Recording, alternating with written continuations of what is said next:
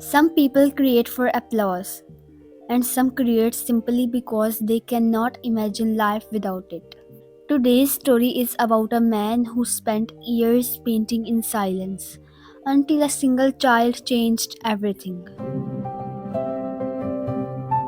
This is the story of Haris, a 45-year-old office clerk living an ordinary life in a rented apartment. By day, he worked behind a desk, by night, he painted.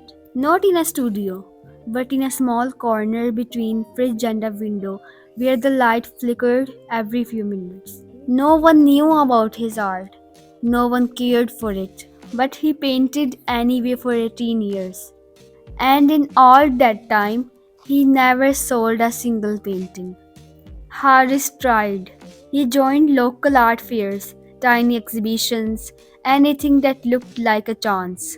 But people walked past his table as if his art was invisible.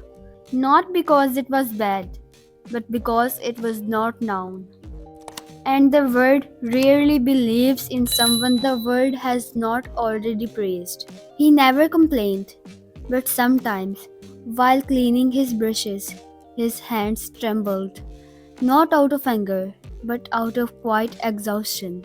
Bills were piling up, their daughter's school fees were increasing, and art had never brought even a single rupee home. One evening, Hamna said softly, Haris, maybe take a break from painting, just for now. He nodded, did not argue, but inside, something broke a little. A few weeks later, Haris participated in a tiny neighborhood art fair. In his mind, it was not a business attempt. It was quite goodbye to a dream. Adults passed by like always, a quick glance, then silence. But then a little girl stopped. Her name was Mirha, about 9 years old. She stared at a painting of an empty bench under a street light. Then she whispered, It looks like someone was waiting, but got tired. And in that moment, Haris realized this child saw what adults never did. Mirha's mother joined her. She was not an art critic, not a gallery owner. She was a counselor at a rehabilitation center. She studied the painting and asked, Do you always paint emotions this honestly? Haris smiled shyly. I did not try to do, it just comes out. She replied, Your art could help people. She requested permission to display his paintings at a center, not to sell, but to comfort. Haris agreed. A week later, Haris visited the center.